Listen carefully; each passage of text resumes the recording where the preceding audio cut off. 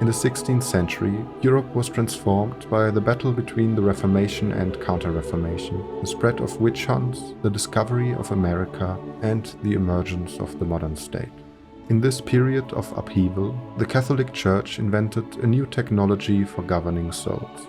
Christian institutions tightened their grip on the lives of individuals, and the Church developed a comprehensive practice of confession unlike anything previously seen in human history.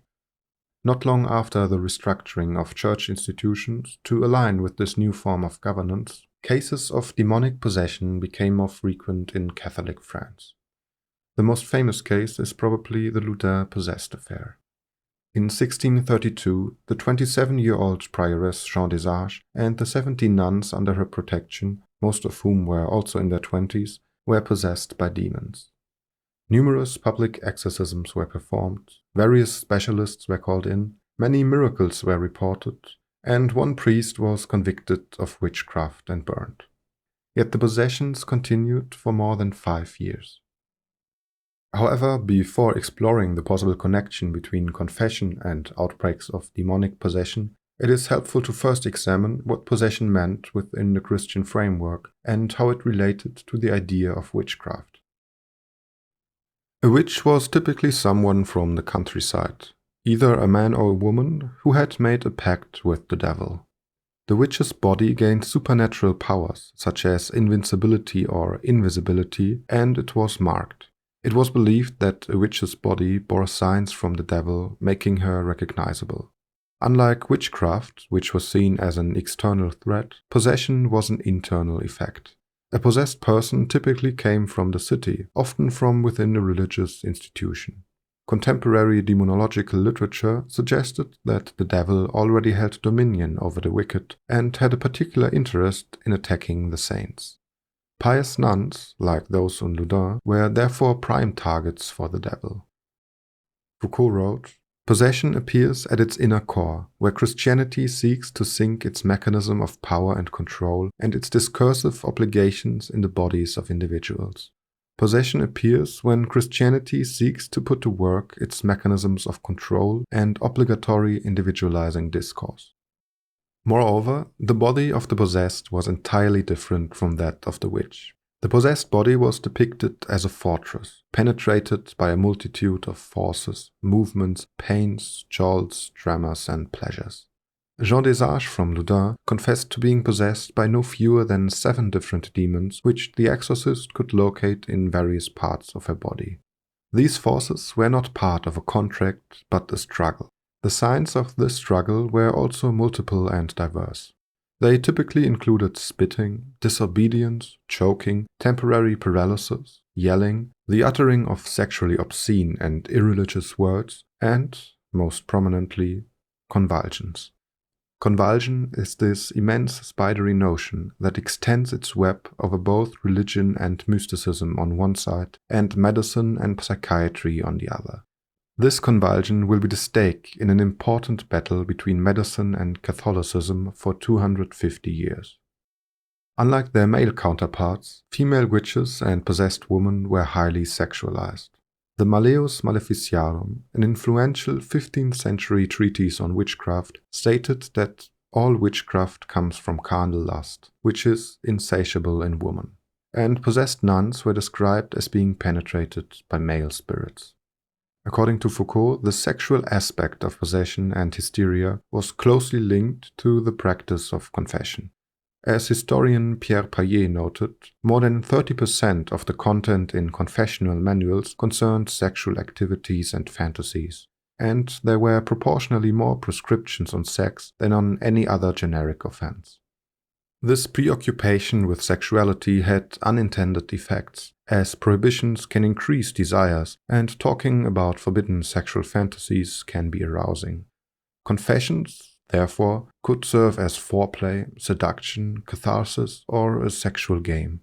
The Church was well aware of this, and many clerics saw the intimate contact between confessor and penitent as a gateway for the transmission of sins. Therefore, it is not surprising that the practice of confession became the subject of intense debate during the Reformation in the 16th century. In 1520, the Protestant reformer and follower of Martin Luther, Joanne Agricola publicly burned the Summa Angelica, one of the most important confession manuals of the Catholic Church. The following year, Martin Luther compared the contemporary practice of confession to rape and accused the Pope of turning Christian souls into prostitutes. He called for a reform of the practice of confession to abolish clerical abuse and the endless introspection of penitence. Confession should be brief, focus only on fully willed sins, and not go into too much detail. Other reformers, such as Calvin and Zwingli, went even further by rejecting confession altogether. In response to the Reformation, the Catholic Church neutralized the language of sexual interrogation and sought to abolish clerical abuse of the sacrament.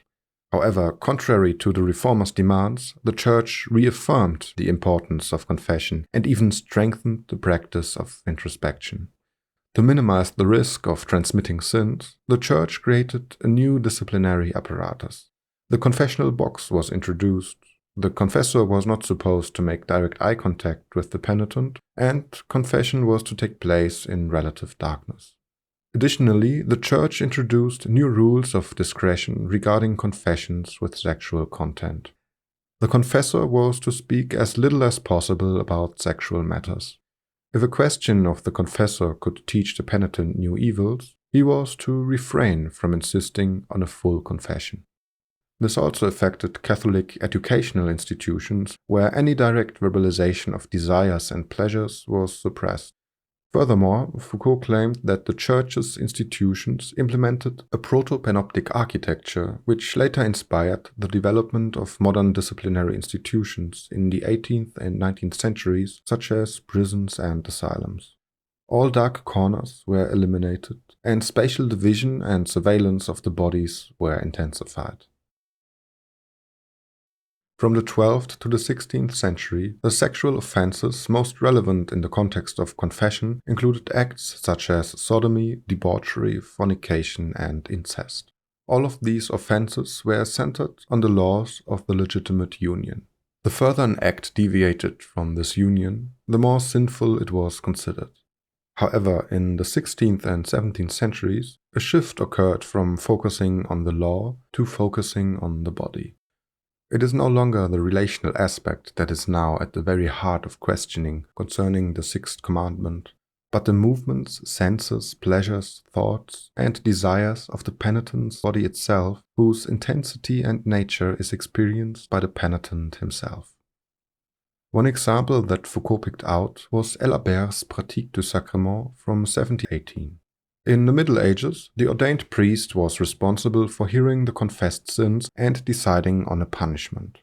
However, in the context of the Counter-Reformation, this simple form of confession was supplemented by a series of additional conditions.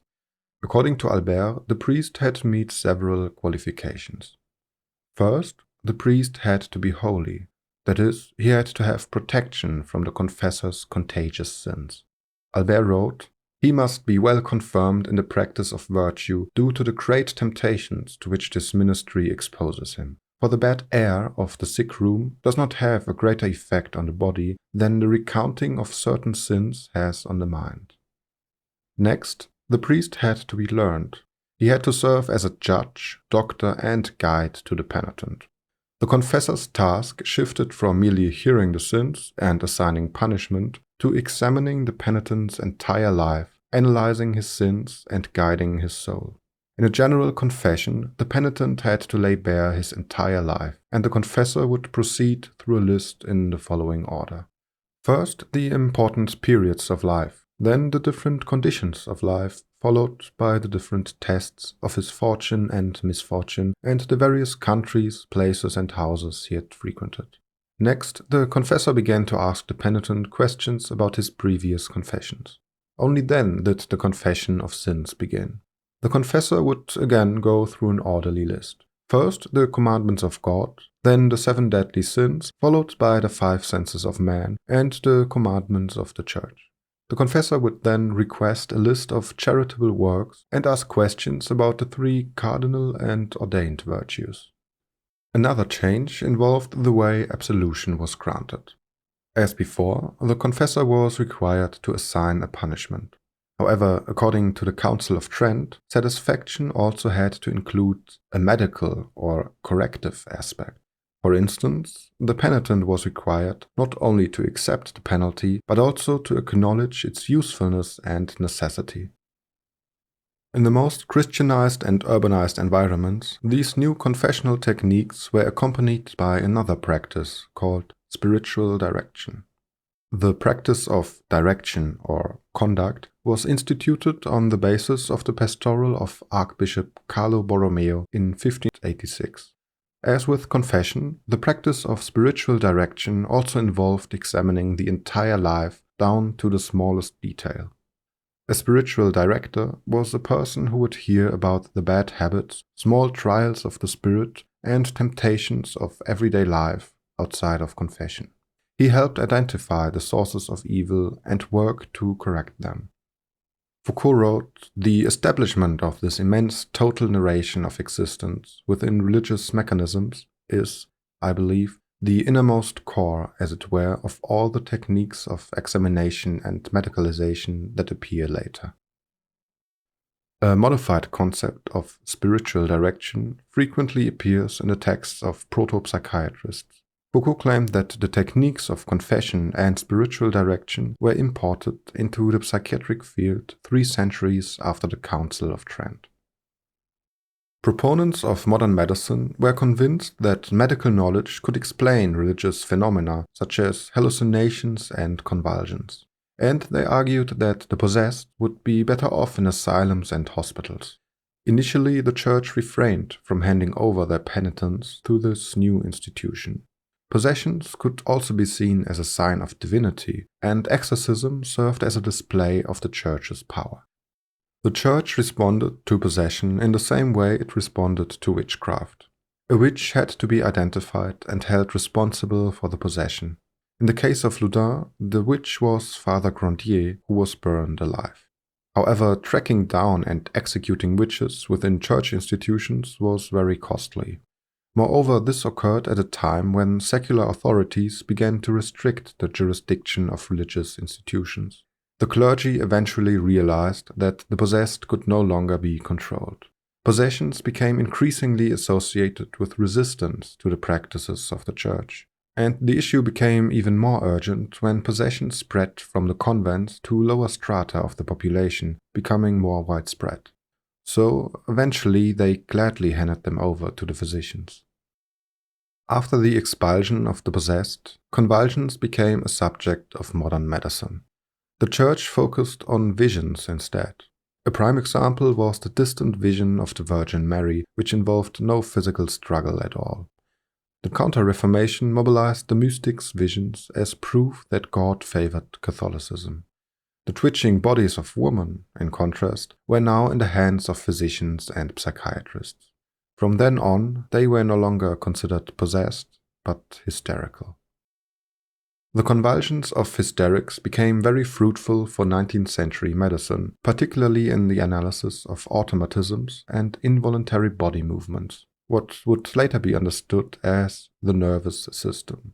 Modern medicine took over the so-called domain of the flesh from the Church. A medicine of sexuality emerged, eventually giving birth to institutions that could advocate for the hygienic control of sexuality with scientific authority. Physicians claimed that unhealthy sexual habits, such as masturbation and so-called abnormal sexual activities, could damage the nervous system, and damage to the nerves was blamed for an endless variety of afflictions, from alcoholism to tuberculosis to hereditary illnesses. According to Foucault, the reforms of Christian institutions, particularly the new practices of confession, gave rise to the normalizing power of disciplinary institutions.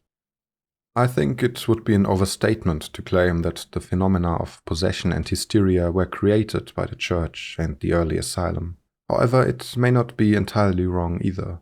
The same ecclesiastical and psychiatric techniques intended to cure possession and hysteria instead continually recreated and reshaped them.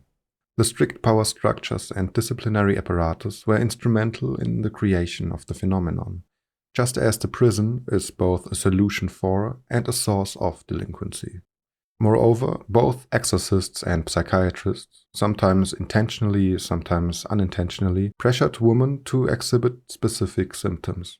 Even more consequential, however, was that psychiatrists used a modified version of confession to identify the cause of hysteria. What they found was often of a sexual nature, which contributed to the emergence of the modern medicine of sexuality. The new medicine of sexuality emerged during the Victorian era, which is often associated with extreme prudery. However, this characterization is, at best, a half-truth. Although sexual perversions were publicly disdained, people wanted to know everything about them. All the perversions that were once subsumed under the collective term sins of the flesh were now meticulously categorized in a medical language. While many new categories were invented, few of the phenomena were truly novel. The bodies and minds of psychiatric patients were closely analyzed, leading to the development of a new system of knowledge that reshaped the perception and self-perception of the hysterics. Simultaneously, outside the asylum, physicians, psychologists, sexologists, hygienists, and psychoanalysts transformed people's self-image and introduced new conceptions of childhood, perversion, nurturing, natural family structures, and sexual desires. These new ideas were closely tied to biopolitical measures, often grouped under the term public hygiene. The hysterical woman disappeared. Initially, both hysteria and possession were seen as a sign for the presence of the divine and diabolical. Then it was turned upside down, and hysteria was used to explain away religious experiences. Hysteria stands at the origin of neuropsychiatry and psychoanalysis. It was mobilized by medicine in a fight against the church and could be drawn on to strengthen medical authority. However, in another twist, hysteria became a key point of critique against psychiatry. Anti-psychiatrists and other critics argued that hysteria was a fabrication, and thus psychiatry and psychoanalysis were fraudulent sciences. Hysteria became inconvenient for everyone. People did not want to be reminded that their society and family structures might be patriarchal and repressive, contributing to the condition. Patients diagnosed with hysteria did not want to hear that their physical struggle was all in their head, and they wanted to lose the stigma that their disorder was merely a mental rather than a real physiological illness. Meanwhile, psychiatrists and psychoanalysts wanted to rid themselves of this highly controversial phenomenon which was undermining their medical authority. In 1980, hysteria was officially removed as a medical diagnosis with the publication of the DSM-3.